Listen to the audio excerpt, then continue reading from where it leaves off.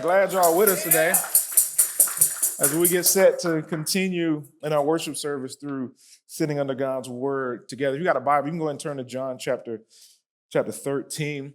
If this is your first time here with us today, I'd love for you to stop by our Connect table on your way out. It'll be on your left-hand side as you exit today. We'd love for you to fill out one of our Connect cards. That'll just allow us to get to know you a little bit better, be able to connect with you, and just acknowledge that you're here worshiping with us today, especially if this is your first time. We would absolutely love for you to do that for us. We're continuing on in our sermon series on the book of John.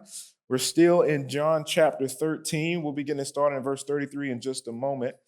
Now, I want to set us up for our walk through these just three scriptures today that we'll be emphasizing by making sure that we remember the context and what's going on in this time when Jesus gives this teaching to his disciples. So he's having this conversation with them at the dinner table. This is not a public sermon that Jesus is giving. He's not doing the Sermon on the Mount. He's not walking by the Sea of Galilee and doing miracles for all to see. There are no public debates with the Pharisees or the Sadducees as they try to trap him. There's no miracles that he's working here. This is him at the dinner table, at a meal that they would have had annually with loved ones. So think about the closest parallel we probably have is a holiday where we consistently come together with family and friends and loved ones and share a meal together. That's the setting. This is personal. It's not public. This is more private than it is on display for everyone to see. And at this point, when we get to verse 33, it's just him with the 11. Judas has already left to go betray him. This is him with likely his closest friends, with his disciples, those that have walked with him for about 3 years at this point. He knows the cross is just hours away. His betrayal is already in motion. Judas is already going to get the soldiers that they're going to use to come and take Jesus away for his crucifixion. He has a few final moments with his disciples here at this meal, and he has something that he wants to share with them. But I want to communicate first. This is a personal setting. In this teaching that we're in today, he doesn't talk strategy with them on how to build the kingdom when he's gone. He doesn't talk to them here about how to handle opposition. He gets to some of that later. He doesn't tell them how to grow the movement. He talks to them about care.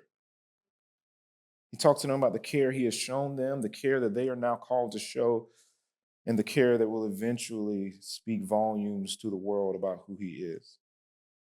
In this moment with his disciples, there are three things that we'll see in Jesus' words. We're going to see Jesus' care for us. We're going to see how we should care for each other. And we're going to see how our care speaks to the world.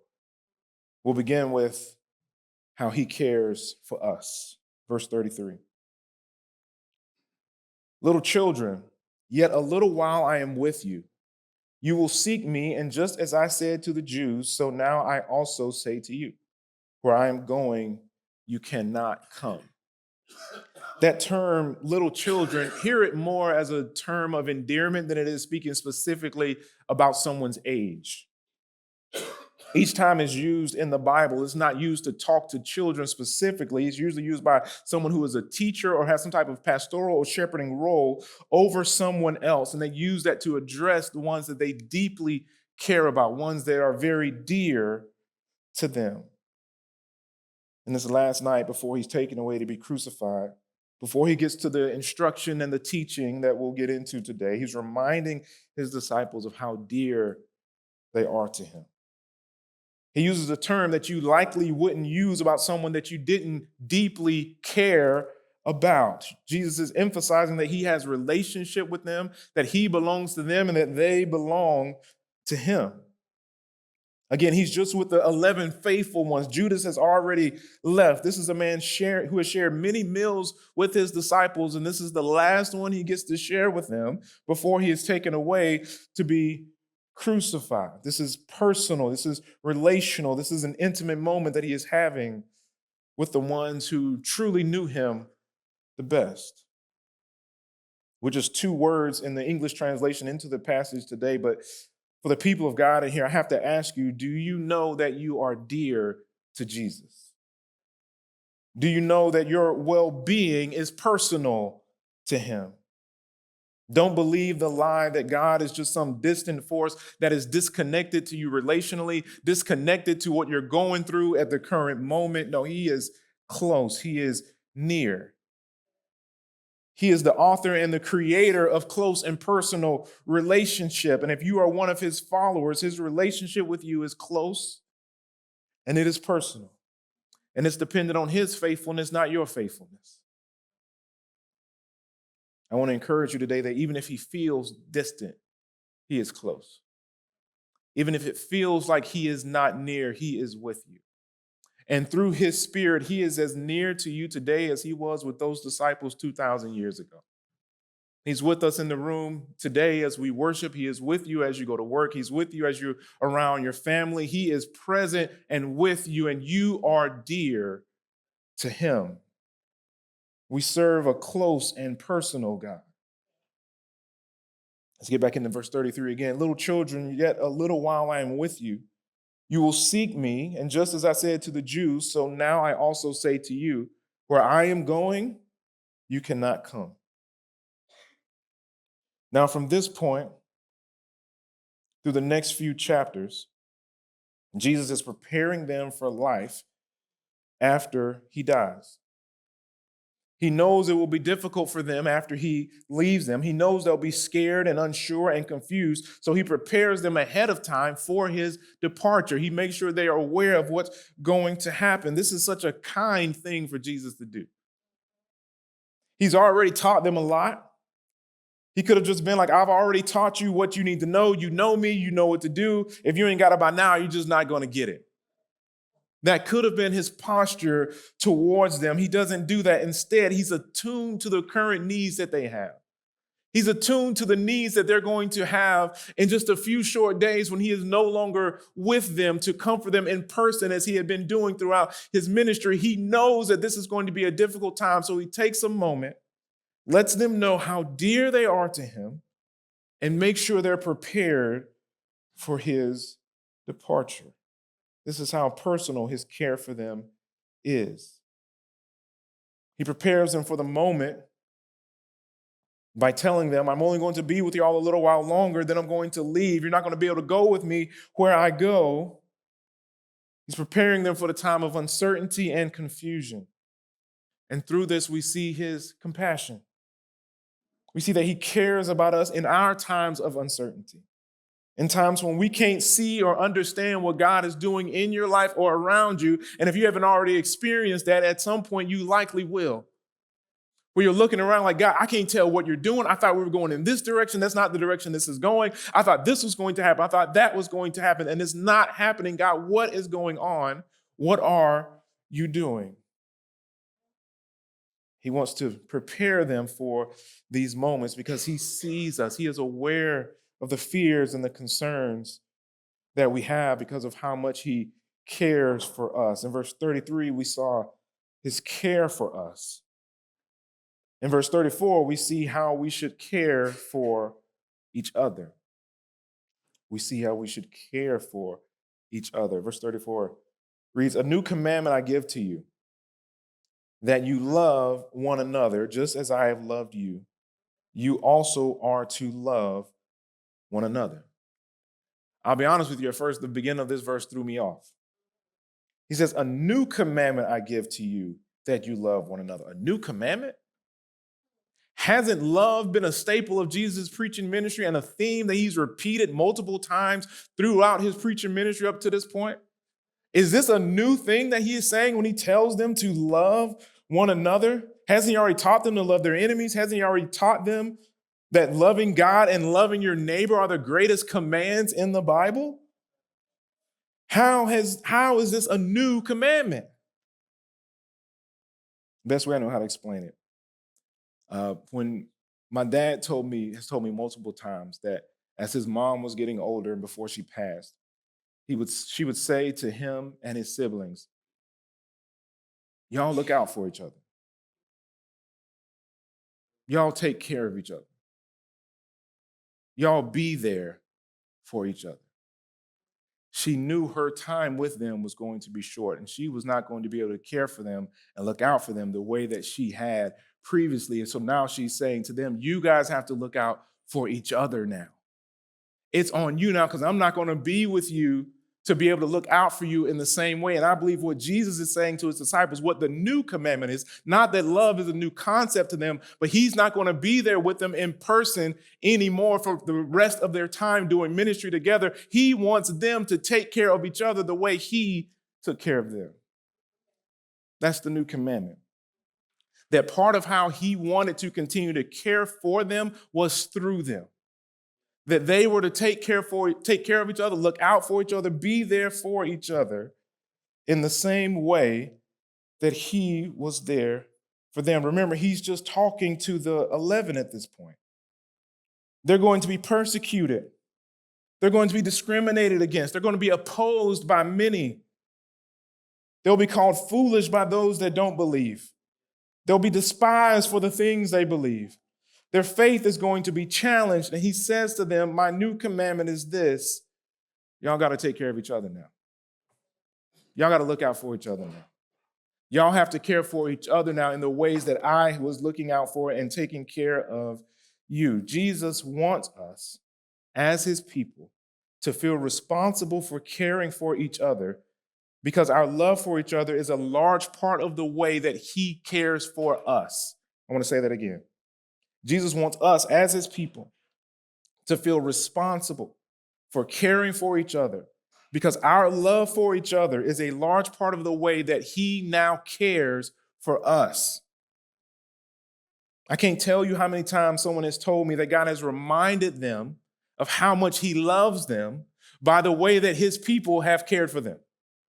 As a pastor, I've heard it time and time again, even recently. God is reminding me that he's present. God is reminding me that he cares. How? Through his body, through the people that are his hands and his feet, now caring for us. This is what Jesus is commissioning us to do here. Care for each other. This new commandment isn't simply so we'll be morally upright people.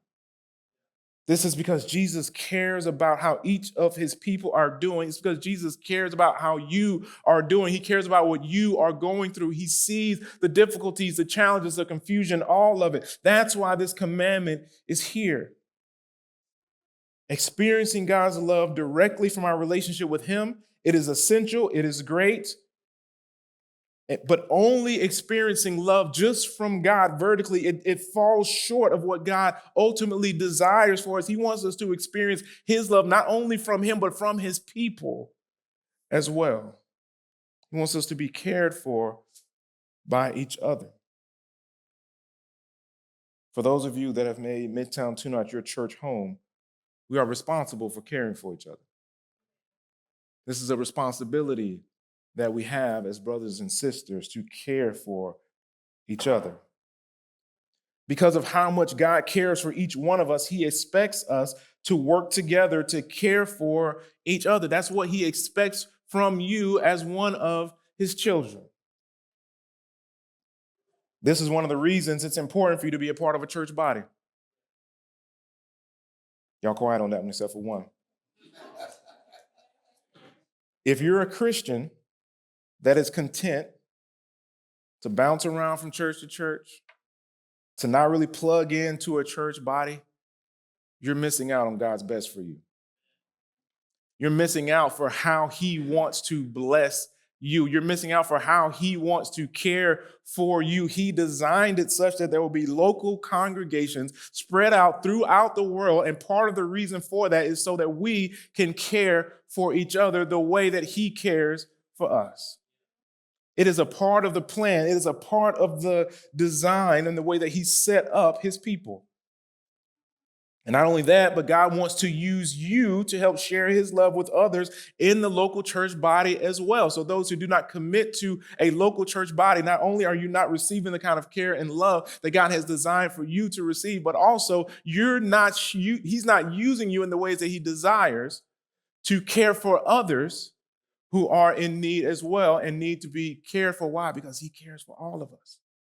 So he pulls us together. He connects us through his death and through his resurrection. And he calls us to love each other in the ways that he has loved us. This is his design. He wants you connected with his people in a local church so he can use you to care for others that belong to him. And this is different from saying he wants you to have a Christian friend group that just has all the superficial commonalities that you have, that just likes the same superficial things that you like. That's different from this.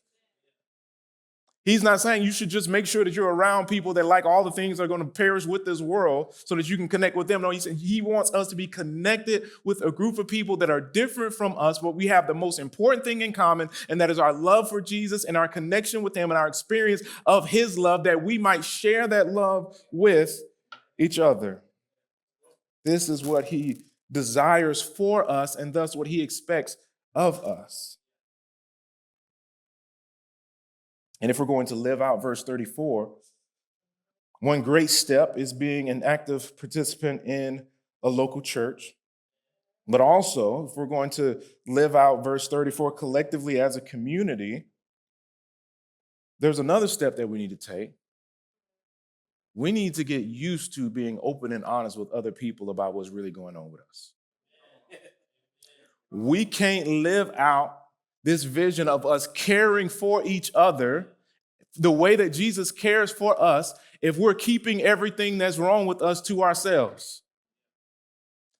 Jesus is not going to be able to care for you in the way that he desires through other people if you're so busy trying to fight to uphold an image, to be seen a certain way, to not be seen as needy, to not be a burden to anybody, to not let anybody know what's really going on. If you're so busy trying to uphold an image, you are refusing the kind of care that God desires for you to have.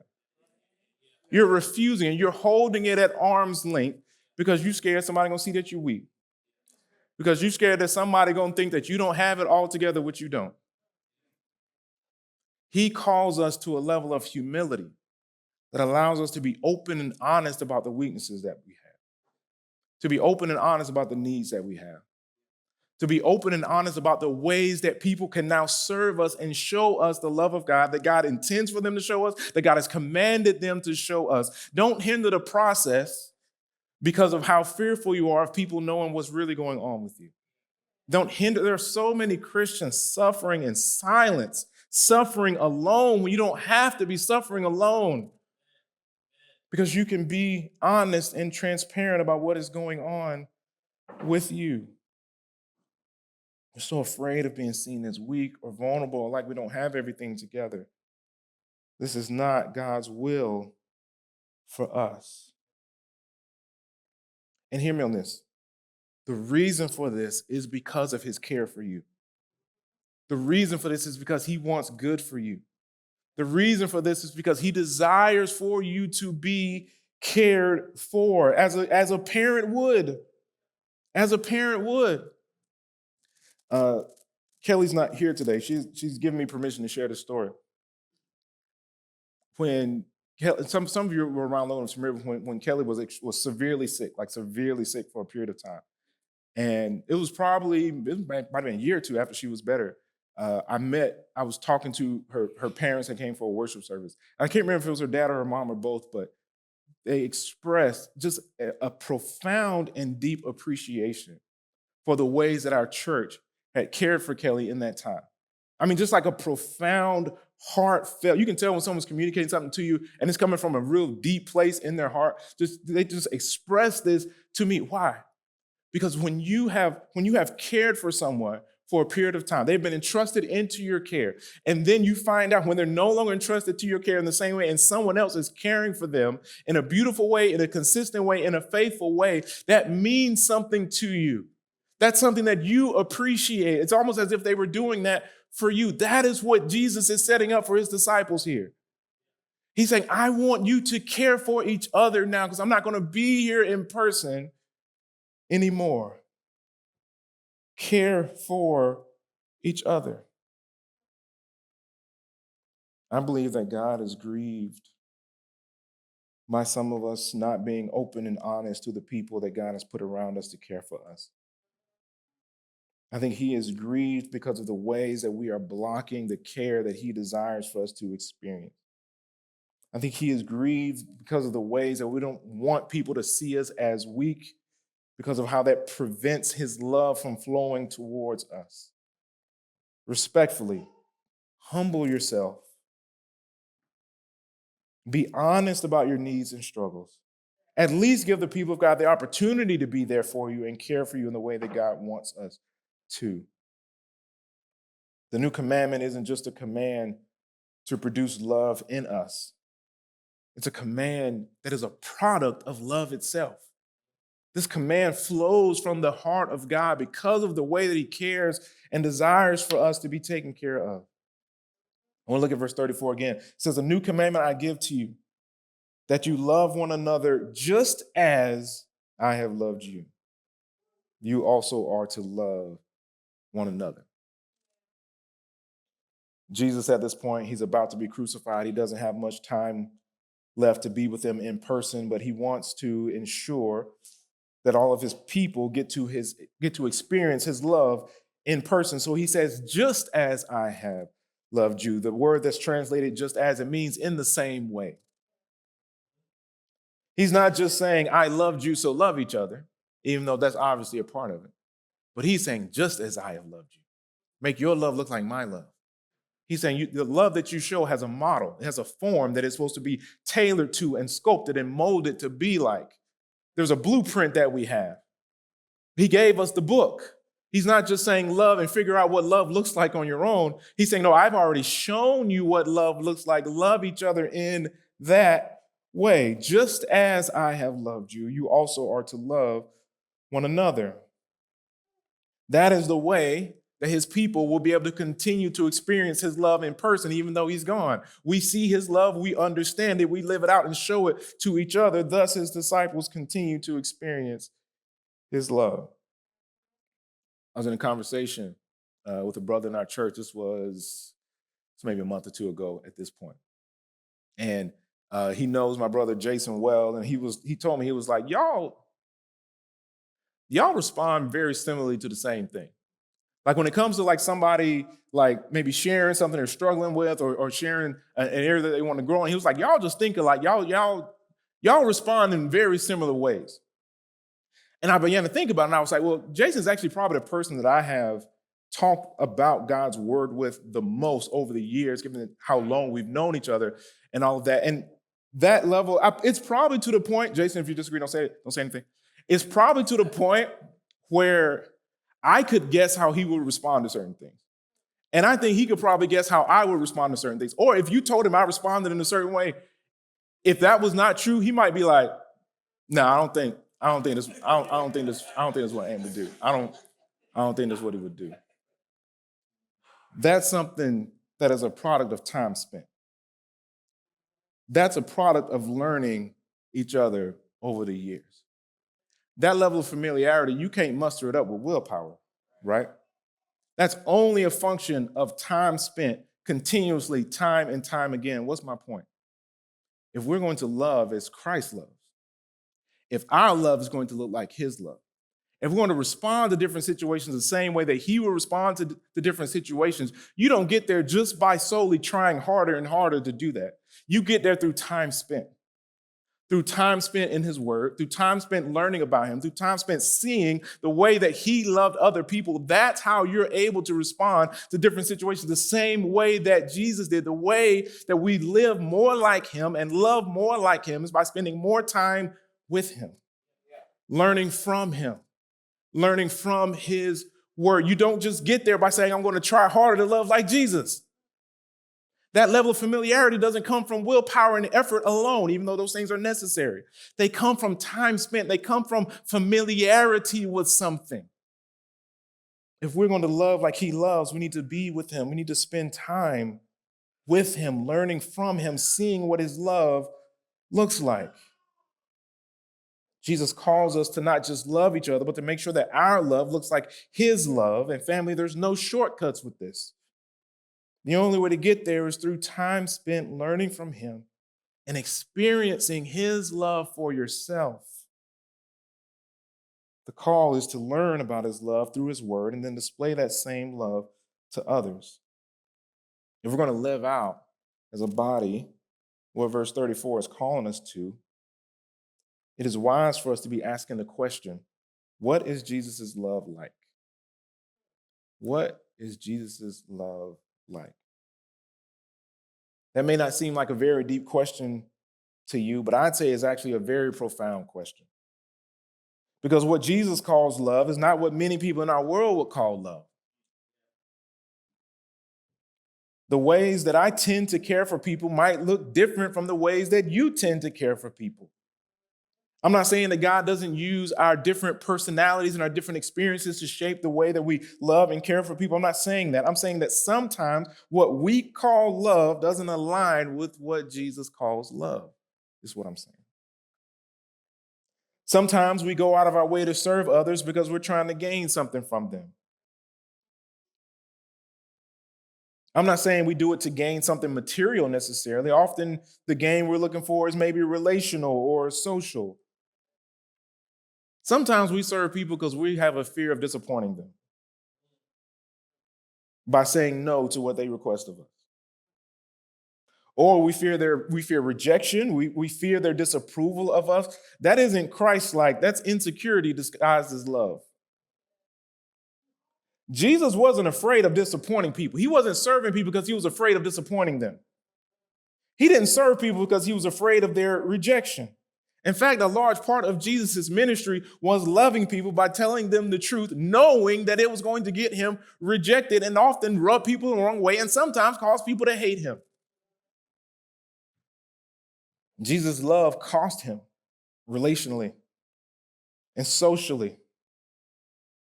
If you're constantly going out of your way to serve people because you're worried about what they will say or how they will feel if you don't show up for them the ways that they expect you to, that's not love, that's fear. And that's not what Jesus is calling us to here. Or sometimes a way that we serve people for our own gain isn't centered around preventing them from having some type of negative perception of us, but rather sometimes we try to do it to get people to, the best word I know how to use is admire us or think highly of us. I've been a pastor long enough to notice that sometimes we're not concerned with people looking down on us. We just love to hear people say how loving we are. We love to hear people say how great of a friend we are. Sometimes we love to hear people say how servant-hearted we are. That's if you're really Christ-like. You just love to hear people say how servant-hearted we are. Sometimes we love to hear people say how we're the one they can always count on, or on how, essentially, how great we are. Sometimes our service of others is insecurity disguised as love. And you can tell, here's one of the ways you can tell.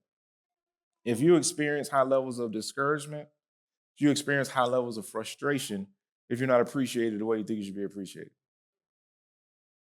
If you are less likely to serve because you haven't experienced the amount of appreciation that you desire to experience after you serve, there's likely some part of you that served for your own personal gain, for what you would receive from this person or that person if you serve them.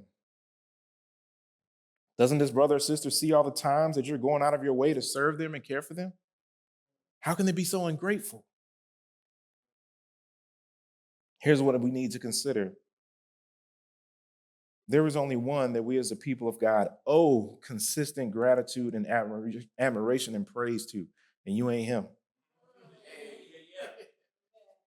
Is it good and helpful and encouraging when people remind us or let us know how the things that we've done have blessed them and benefited them? Yes, that is great. It is wonderful. We should encourage each other. Yes, and amen. I'm addressing when we feel entitled to it. When we feel entitled to a level of recognition, a level of being acknowledged, a level of gratitude, a level of praise. I'm going out of my way to serve you, and you're going to go. So I'll say it a different way. Sometimes we serve with a contract that we didn't tell the other person about, right? You didn't give them the terms of agreement to the contract. They don't know that the terms of agreement are there. The terms are this: I will serve you. You will give me an adequate amount of appreciation or recognition for what I've done to serve you. Else, I will be frustrated with you and probably have some relational distance between us going forward. That's the terms of the only problem is you didn't communicate the terms of the agreement with the person that you were serving, with the people that you were serving. And their failure to uphold this agreement has resulted in your frustration and anger and relational distance. When our service of others is motivated by fear or insecurity, it may be helpful, but it's not Christ-like. It's not Christ-like. The most recent example of love that I believe would have been on the disciples' minds when Jesus was saying this was when he washed their feet earlier in the chapter, right there in John chapter 13. Jesus washed 24 feet, knowing full well that 2 of those feet were about to walk away from that table and betray him that night. In that display of love, that evening, as far as we can tell, no one asked Jesus to do it. No one thanked him for doing it. One of them was about to betray him. One of them was about to deny him. And almost all of them were about to abandon him in the most difficult time of his life. And he still served them. He knew that night they were going to abandon him. He knew that night Judas was about to walk away and betray him. He knew that night that Peter was about to deny him in the time of difficulty for him, and he still served. His service of them was not based on how they might respond to him. It was based on the fact that he wanted good for them. That's key. It was based on the fact that he wanted good for them. He just had so much love in him that he just wanted good for them. Christ-like love enjoys doing good for others and caring for others. Hard stop. It just enjoys doing good for others and caring for others. It just enjoys it in and of itself. There's joy to be found in helping others and benefiting others. That's what Christ-like love looks like. It enjoys doing good for others. And the joy isn't in the recognition. It's not in the perception of others. The joy is in knowing that you benefited someone that you care about. This is what Jesus did. This is how Jesus loved. In his greatest act of service, this is what Jesus' love looked like. Hebrews chapter 12, verse 2 says this: looking to Jesus, the founder and perfecter of our faith, who for the what? For the joy that was set before him endured the cross. That verse could have easily said, and nothing would have been wrong. That verse could have easily said, because of his obligation to the Father, he endured the cross. And we would have had no complaints. That verse could have said, because it was his duty, he endured the cross. And we would have no complaints. That's not what it says. It says, for the joy that was set before him, for the joy of rescuing you, for the joy of rescuing me. That's how he endured the cross. That's what motivated him to serve us in the greatest act of service the universe has ever seen. God dying for a sinful people, God dying for his enemies, was because of the joy that was set before him. He did it because of the joy of saving us. Isaiah 53:11 says this: out of the anguish of his soul, he shall see and be satisfied. Let's talk about Jesus and his death on the cross for us, that there was a satisfaction that he experienced in saving us. There's a satisfaction that came out of the anguish that he experienced when he gave his life for us. If we want to grow in caring for each other the same way that Jesus cares for us, our aim needs to be to find joy and satisfaction simply in benefiting our brothers and sisters in Christ. If we are a place that has experienced the benevolent love of Jesus, and having received that love, we consistently extend the same love to each other because we genuinely just want good for each other, then we have become a place where we love each other the way that Christ loves us. Then we have become a place where Christ's people are cared for the way he wants us to be cared for because of how much he loves us. We first saw that we saw Jesus care for us. Verse 34, we see how we should care for each other. And finally, in verse 35, we see how our care speaks to the world. How when we care for each other in the way Jesus cares for us, how it speaks to the world. Verse 35 reads, by this all people will know that you are my disciples, if you have love one for another. When we love each other like this, it communicates to the world that we are genuinely followers of Jesus. When we genuinely care for each other and go out of our way to make sure that our brothers and sisters are good, it shows who we belong to. And Jesus doesn't say that people will know that we belong to him by how sharp and precise our theology is.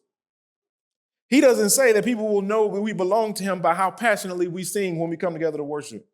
He doesn't say that people will know that we belong to him by how consistent we are at attending Sunday morning worship. He doesn't say people will know that we belong to him by whether or not we abstain from this sin or that sin. He doesn't say that people will know that we belong to him by how morally upright people we are. But actually, this is not the only place in the Bible. It's stated time and time again, the way that people know that we follow Jesus is when our love looks like his love.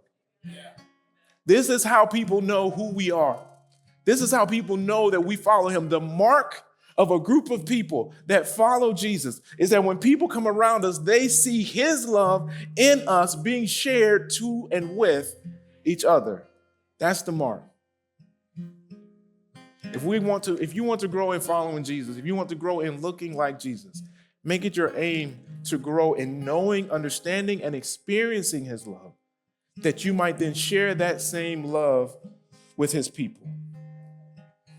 All those other things, the precise theology, the attending corporate worship and participating in all those things, those are great and essential for us as Christians. I'm not trying to downplay those, but I'm saying when it comes to the defining marker that the Bible points to time and time again, it's does our love look like his love? Jesus is still to this day, through his Spirit, revealing his love to his people more and more. And in doing so, he's blessing the believer and he's blessing the unbeliever through it. He's blessing the believer through his love by compelling us to care for each other. And he's blessing the unbeliever through his love by showing unbelievers what his love is like through his people. When we love each other like he loves, it blesses everyone. It's a blessing to the world. It's a blessing to our community. It's a blessing to our state, our nation. It's a blessing to the nations and to the world when the people of God love each other the way that Christ has loved us. So as a church, may we begin by knowing his love. May we continue on in sharing his love. And may the world see his love in us. Family, y'all pray with me.